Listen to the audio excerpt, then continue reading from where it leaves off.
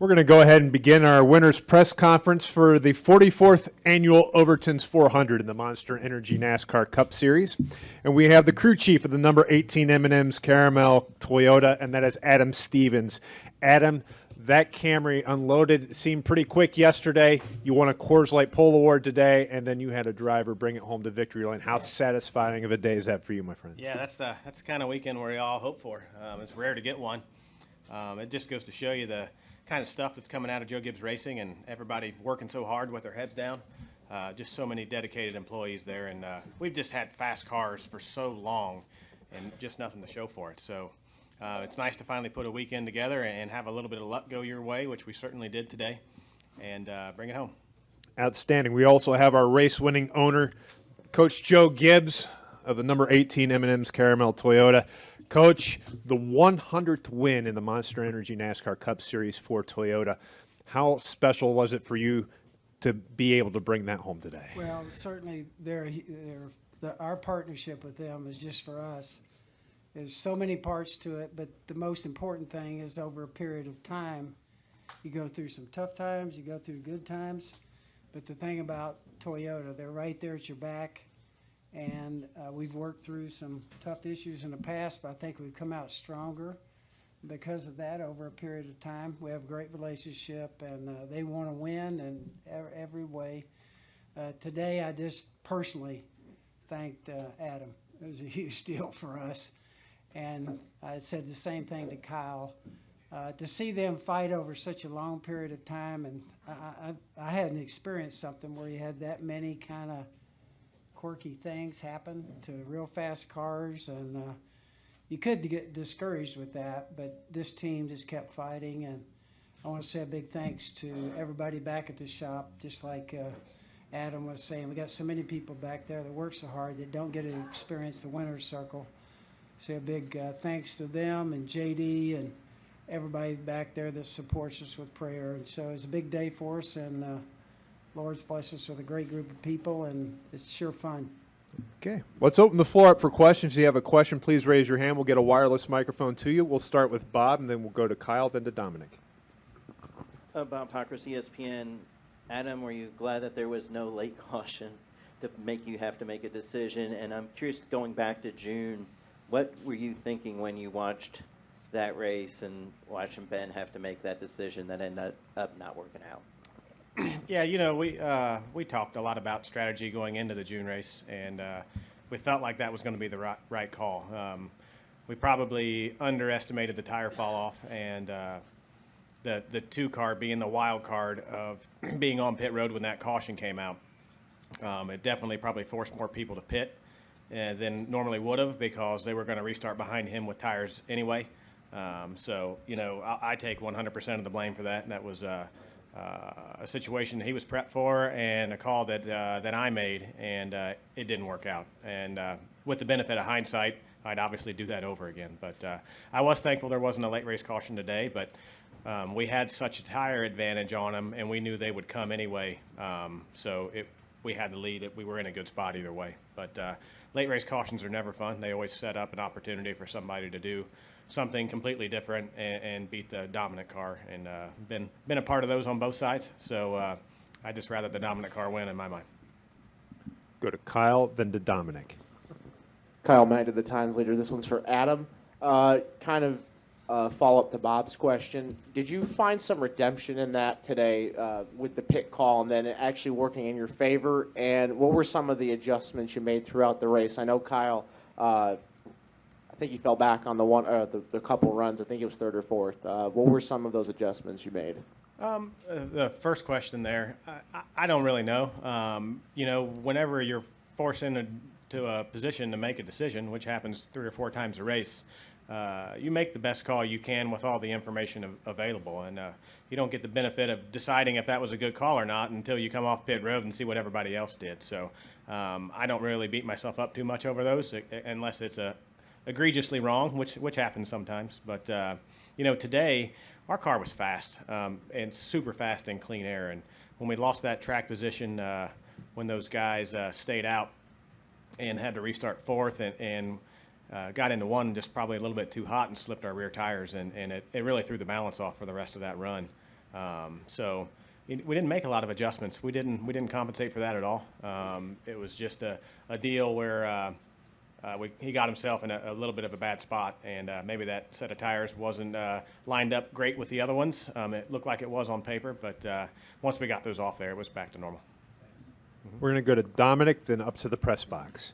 Dominic Ottagona with TheRacingExperts.com. For Coach Gibbs, now that you guys and your organization has won 2 of the last 3 races, is there more pressure or less pressure to keep performing? Well, I think with multiple cars, obviously right now our focus will be the 20 and the 19. Not that we're not going to go for it each and every week with the 18 and the 11, but I think our focus now, we'd like to get Matt in, and it'd be a long shot, obviously, with Daniel, but he's had 3 straight top 10s right now, and who knows, something could work out for him also. So our focus is just our entire organization, everybody doing the best they can to put the best cars we can out there each week and take our shot. Okay, we're going to go next to Dustin, and then to Zach. Dustin Long, NBC Sports. Adam, you guys scored nearly as many playoff points today as you had all season. Even with the speed that you've shown, how much of a concern was it with how few playoff points you had coming into today and the gap that was building with some of the other cars? That's a great question. It was a huge concern. I didn't really have any fears that we wouldn't make the chase with our points position. So it was all about the playoff points. And, you only get them one at a time when you win a stage, and we've won the second most stages, but 78's won a bunch. So those add up, but they add up slowly. And then you got guys that have busted off a couple wins, and, you get in these short 3-race segments, those playoff points are going to be colossal. So the sooner we can start racking them up, the better. And there's no better way to do that than to get to victory lane. Okay, go next to Zach.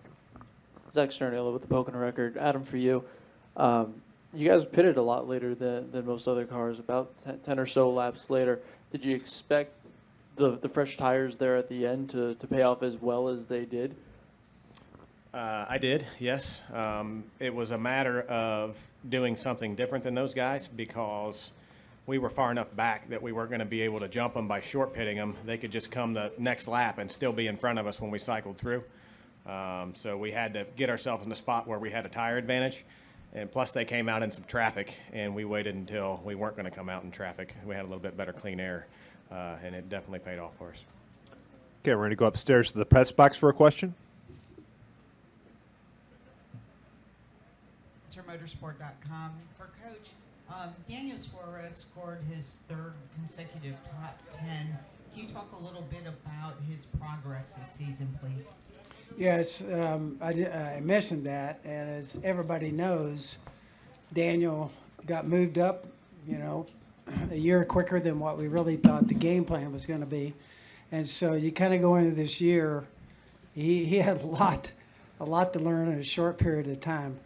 And I really think for him, he seems to have just kind of a steadiness about him. He gets off sometimes earlier in the races and may fall back some. But really, towards the end of these races, he's shown that right now he's a solid. He can definitely be a solid top 10 car. It's 3 in a row for him. So we've been impressed. I think everybody has. Eris, DeWalt, everybody's on that car, Subway. We talk about it all the time, and I think they're really pleased with Daniel and the progress he's made. We are now joined by our race-winning driver, and that's Kyle Busch, who won for the 39th time today in the Monster Energy NASCAR Cup Series, and the first time here in 2017, punching his ticket into the 2017 playoffs. Kyle, how sweet of a victory is this for you? It's pretty cool. Finally just being able to get the monkey off our back and get to victory lane this year. It's been a long time coming. It's well documented. It's been over a year, but it's finally very rewarding to achieve victory, especially here at Pocono. It's M&M's backyard with one of their main plants over there in Hackettstown. So we appreciate being able to go see all those guys and gals on Thursday and having them invite us over and giving the team guys and their spouses some tours and whatnot. So it was fun to do that, and of course to be able to just get to victory lane with this team, with Adam and all the guys. It's not due to lack of effort. It's not due to lack of speed. We've certainly figured out a lot of different ways to lose those races this year, but feels really good to finally capitalize on having a fast car, and Adam making a really good decision there to kind of long stint that last run and put tires on late. It really paid off for us. Okay, we're going to keep going with questions. We're going to go to Joseph, then to Jerry, then to Matt. Joseph Walken, frontstretch.com. With you and Denny winning now, how do you think the environment around the team is going to change entering the playoffs? I don't think it's going to change any. I think everybody at the shop is, pretty level-headed and pretty focused forward on what their job is and what their task is and being able to go to work. And that's what they've been doing all year long. That's the good thing about, our shop is it's one for all. So everybody that's down on the floor that builds and assembles all these cars is there's no wraps on them until Wednesday or Thursday before they have to get loaded up in order to get in the haulers. So, the guys and gals there just do a great job of being able to work on building fast race cars. And Danny and I have been able to capitalize on that, fortunately. And as Joe was mentioning before I got in here, Daniel's running up front and looking pretty good. And Matt's always been fast, and he's a sneaky one. So one of these days, I'm sure we're going to be fighting him for some race wins here not too long. Jerry? Jerry Jordan, KickingTires.net, PRN. This is technically the final track for you to get a win at. Finally, somebody technically. There you go. Asterisk. Talk about what it feels like to do that, and what are your plans for the one that you technically haven't gotten yet? It feels really good. I wasn't sure which one was going to be last. It's funny how Charlotte was always my favorite track as a kid growing up and watching the All-Star races there, the night races and the sparks flying. And, one of the most eventful races and most memorable finishes was the 92 All-Star race there. So I just remember seeing that when I was a kid and always loving and enjoying Charlotte. And then now that's the place that I have yet to win a Monster Energy Cup race at. So, it's pretty cool to get it down to one. We certainly have had fast race cars, and we've been really close at a lot of these tracks to continually make history, but haven't been able to do so this year. But feels good to get this one, and hopefully it just kind of snowballs from here, and we're able to continue with wins. Okay, we're going to go to Matt, then to Bob, then to Campbell. Matt Catrillo with News Radio 1070 WKOK in Sunbury. Kyle, congratulations on the win finally here at Pocono. You've been so close the last couple of times here, and of course you took both poles here this year too. Did you feel like at some point, even though I know it was tough, maybe seeing the frustration, especially coming from the June race, that you would finally get yourself here in victory lane, and now that you have and you're seeing that reality, how does that feel for you? It feels really good. There was certainly some frustration today as well too. I got past Brad on the outside that one time through turn 3, and then got back down into turn 1, and for some reason it just slid out from underneath me, and I fell back to 6th. So that was really frustrating. I thought that was actually the moment of the day where it was like, okay, there's another Pocono race, and just try to forget about that, try to focus forward on being able to get back past those guys in front of me, and I couldn't do it. That was frustrating again. I knew we had a really fast car, and when all those guys ducked off to pit road, and we picked up a half a second at least, and our car was just really good. It liked clean air, but I couldn't do anything with it in traffic for some reason. So that was probably the most frustrating point for us today. But again, Adam made a really good call, and when all those guys ducked off, we knew that they were all going to still be bunched up together coming off pit road, and they were going to be into lap traffic with fresh tires, so they were going to be minimized of being able to utilize their fresh tires and not running as fast as we could run. When we ran a little bit longer, it kind of put us in a different position on the racetrack when we came off pit road. So great call for our team. Go to Bob, Campbell, and then to Pat. Bob Pockers, ESPN. Kyle, you know that we sit around and look at stats. I'm curious if you knew how many laps you've led this year before today.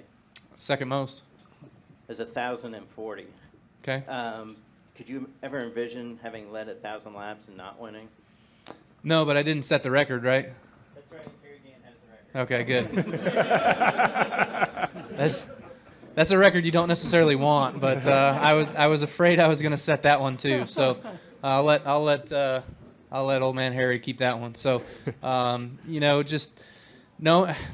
just goes to show you that we've had speed, that we've been right there, that we've been able to do what we should be doing, and that's running up front. It's just been, a bit frustrating on the finishes side. So just grateful finally to be able to get the finish that our team deserves, and what these guys have been busting their butts all year for the last year, not just this year, but for the last year of not being able to reward them with a victory lane celebration. Okay, we're going to go to Campbell, then to Pat, and then up to the press box. Mr. Busch, Campbell Dobbin, first of all, congrats on your win. Second, what did you and your crew contribute in today's victory? I think the biggest thing was just unloading fast when we got here. There was abbreviated practices yesterday, so when we unloaded off the hauler, we were really quick. We made some subtle changes to the car. A couple of them actually didn't make it any better, so we just backtracked and focused on what we knew made us fast here the first time around. And Adam and the guys did a good job of that again today, of making some good race calls for the race car today. And then that final pit stop, just running it a bit long, and having that fast car was able to put us in the right place on the racetrack when we got those tires and came out. Pat? So much of the talk this year has been on the strength of the 42 and the 78, but as you just pointed out, you've led the second most laps. Do you think this puts you in the title conversation with them and maybe as a favorite? I don't know. We normally tend to fly under the radar most times, but it's not one that I need to go out and beat our chest to say that we should be in the conversations. That's for other people to decide. But I think our stats and our runs and our speed shows for itself. Those guys have just been able to capitalize on race victories, and that's what we haven't been able to capitalize on.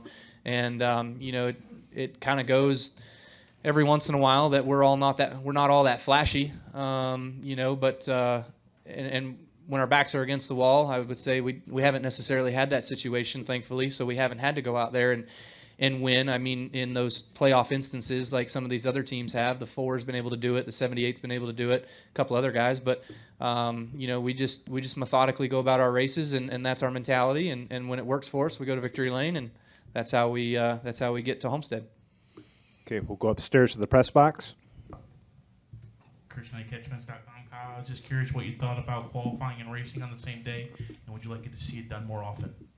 Yeah, I thought today was great. I didn't have any qualms about it whatsoever. I thought that I'm up at 8, 9 o'clock in the morning anyway, so I might as well be doing something. So qualifying at 11:30 wasn't bad. Getting a bite to eat for lunch, a driver's meeting, changing our clothes, going back to traditional schedule was not that big a deal. I think if you're a driver that has a lot of hospitalities and a lot of different sponsors and things like that, that's going to be a bit difficult to kind of balance that act on some weekends. But for me today, it was pretty easy. So I wouldn't mind more days like that. Obviously, with my Xfinity and truck efforts getting cut back more and more every year, that's going to mean more Fridays at home with my son, and that's going to be more fun for us drivers. And you'd have to ask the crew guys what they feel about shortened schedules, because I know last week's was pretty tough with really long days, really long hours in the garage area, and then being back early in the mornings again. So it's totally different lives. So I'm all about the crew guys and not necessarily about the drivers.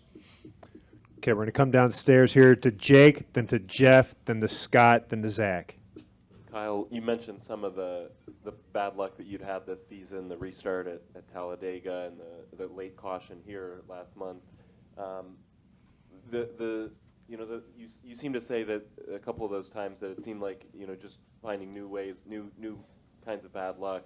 Now that the drought is over, can you put into words just can you express how frustrating it was to come up with those pieces of bad luck all those times?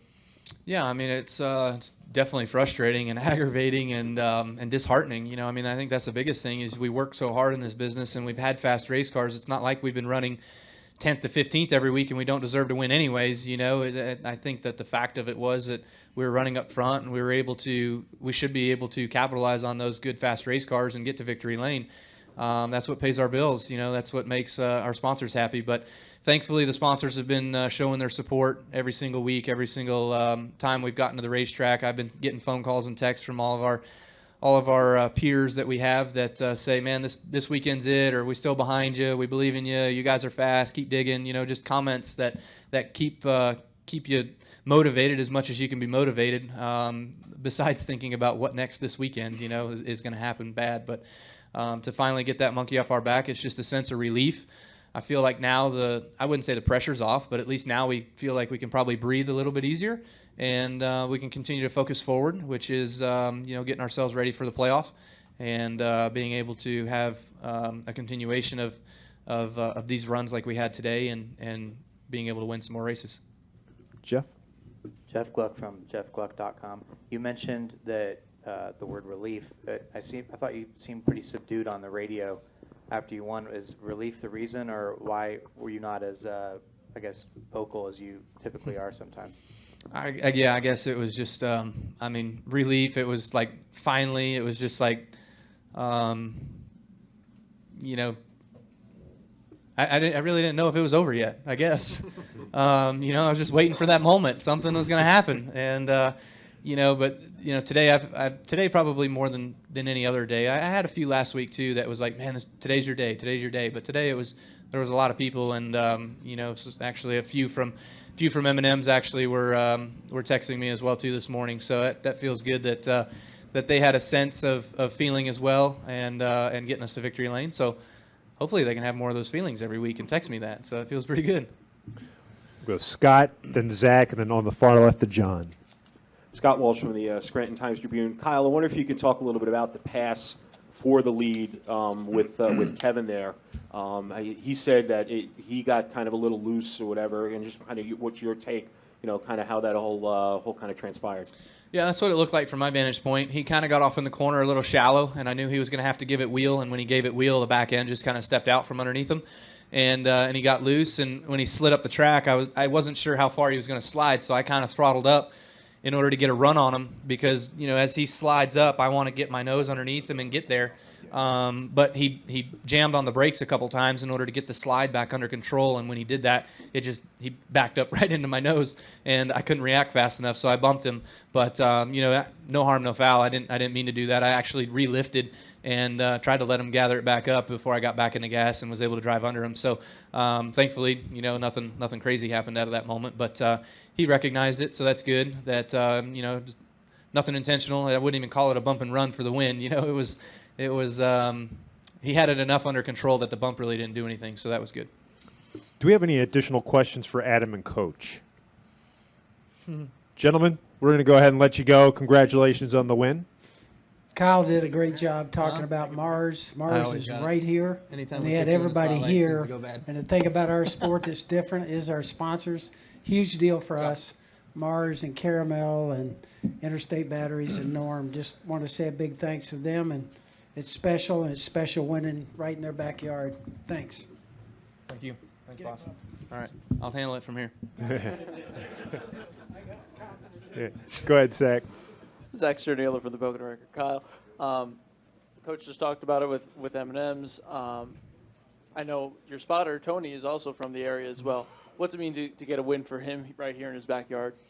It means a lot. I thought about that after the race was over, and remembered that this is one of his home tracks as well too. So that was pretty cool. Tony does a lot for me, and I appreciate him and what he does for me, does for KBM, and does with me. We go super late model racing throughout the year. I ask him, and he doesn't take a dime from that, and he's a pretty cool dude. So it means a lot to be able to get a win here for him and his home track. He's been trying for a long time. I know he's got a couple truck wins. I don't think he's got an Xfinity win, but he was able. He swept the weekend this weekend, so he won with Christopher Bell yesterday. So excited for him, and just his family being from close by. Actually, his brother won last night as well too in the modified ranks, won 7 races in a row. So those guys are on it. So pretty impressive for Matt Hirschman to win those races too. John? John Harvin with ESPN Radio Albuquerque. Kyle, your teammate Denny said that he would like to see the PJ1 substance on the track, saying it was a necessity. So I just wanted to know if you think that would be something good for the track, maybe in the future. Yeah, I would agree. I think that I think this place could utilize something different. The bottom, I tried moving around. I mean, we were one of the fastest cars here, and I tried moving around in the outside lane a couple times, and there was nothing there. I mean, car would wash out from underneath me, and I would lose 2, sometimes 3 seconds, 2 to 3/10 of a second a lap by moving out of the groove. I was just glued to the yellow line all the way around the racetrack, and anybody that was in front of you that was on the yellow line as well too, keeping the air from your car was just doing that. They were keeping you from being able to advance. So drivers need options, and when racetracks can be wider than one groove, then that gives drivers options and gives us the ability to move around a little bit and hopefully make passes. I think that the Loudon race was a blast. I thought that restarts were pretty hectic and chaotic a little bit there, but it gave you an opportunity to run wide if you wanted to. It gave you an opportunity to run low if you wanted to. You can run high, then run low in the same corner, so you were all over the place. I think that this place could certainly utilize some of that action as well too. Go next to Christian, and then we'll end with Kyle. Christian Collier on pitroad.com. Kyle, as we enter some of your favorite tracks of the year, does this win today help you enter these races with a little bit more relaxed instead of a stressed out look? Yeah, I think so. I wouldn't argue against that point. I think that just being able to go after today, after taking the checkered flag, it was just finally a little bit of a relief. And finally now we can, at a moment in the race today, I think I was running 6. I was counting how many guys in front of me had wins and how many didn't, and who I was hoping didn't win today. And we don't have to worry about that anymore. Now we can just focus on how we're going to win the race and what we're going to do. But you try to do that every weekend, but sometimes that thought does cross your mind. Kyle Magda from the Times Leader. Make it a good one. I'll do my best. Can you talk about the importance of your relationship with M&M's these last 9 years and finally getting a win at their home track, which you mentioned is nearby in Hackettstown? Yeah, it's great. I mean, I love the family and everybody there that does such amazing things for me and for my family. I think that's what makes the relationships live in this world, is having that close-knit relationship that you do with your sponsors. And fortunately for me, I'm very fortunate in this aspect, is it's a family-owned operation, and so the executives don't change. When you look at all the rest of some of these companies that are in our sport, Target, for instance, the leadership changes, and then their thoughts change on what they're going to be doing, and they leave. So with the relationships and everything that Joe has, that I have with the family, as well as the upper management that we have at M&M's, certainly some of those people have changed over the years. But I think the key board members, obviously, with the family, they keep thinking that NASCAR is a good investment for them. They see the return on the investment for them and for their company, and they can make it work. Now you've got to work hard to make it work, and that's what the business people do.